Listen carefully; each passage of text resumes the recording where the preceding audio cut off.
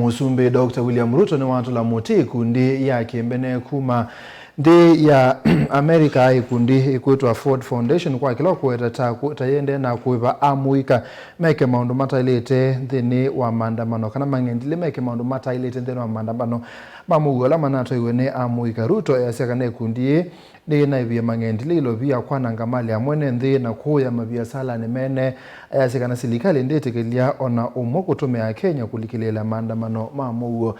Joseph Ketheka nukutuambisha. Munasemaje?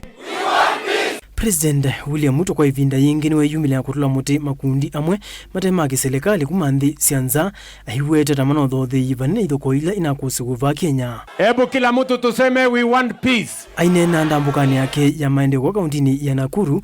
Ruto ni utula muti ikundi yimwe ita ya kiserikali ila ukuyita kwa isitwa Ford Foundation kumanthi ya Amerika. Ahiwete taine na kwa yonthini wa kunenga na ilovia kwa thothe ya miatiano isu ila inatiye wanangi munene vanthi ya Kenya.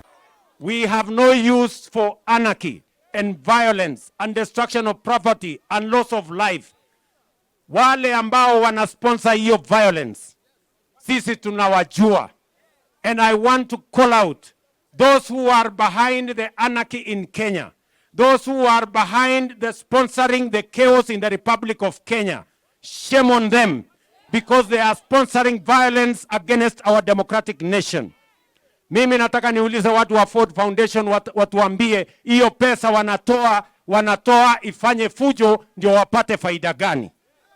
We are going to call them out and we are going to tell them if they are not interested in democracy in Kenya, if they are going to sponsor violence, if they are going to sponsor anarchy, we are going to call them out and we are going to tell them they either style up or they leave. Ndini woneni wake President Unyokani kana wonde olone vidanitie kuete ithoko na wanangi kwa mali miatianoni isu nonginya serikali yake imwete miaoni aiweta amuikala manalikile mbunge nene na kukwati mwaki tamana akitite kuivwa. Sisi tunataka tuwaambie wale ambao wanaleta pesa sijui kutoka wapi ati kujaribu kununua fujo, ati vijana wafanye fujo Kenya, hawa wahuni tutawakomesha.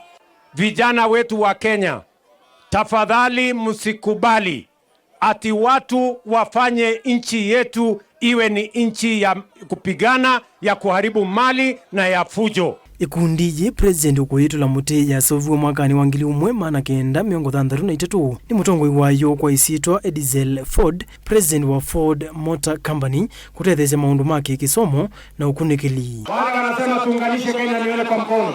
President Nwasi Kaingi awetakana nuyimbaniti kutukumana kila mutongo iwe na woni museo. I am ready, I am willing, I am available to consult with as many leaders who are willing to consult with us so that we can form a government that is going to bring Kenya together, so that we can sort out the challenges that face us, the challenges of unemployment, the challenges of public expenditure, the challenges of public debt, the challenges that face our nation, including the challenge of corruption. Lakini kama mtu hataki, hatuwezi kumlazimisha, kwa sababu Kenya ni nchi ya demokrasia. Niko na deputy wangu anaitwa Rigiji. Ndeni wandambuka hii atianita na tongo yangi evo munini wake Rigathi Gachagua. Alafu tuendelee kumshikilia na kumuunga mkono rais wetu, na hiyo kazi tumuombee atafute wafanyikazi wazuri wa kumsaidia. Si ndio?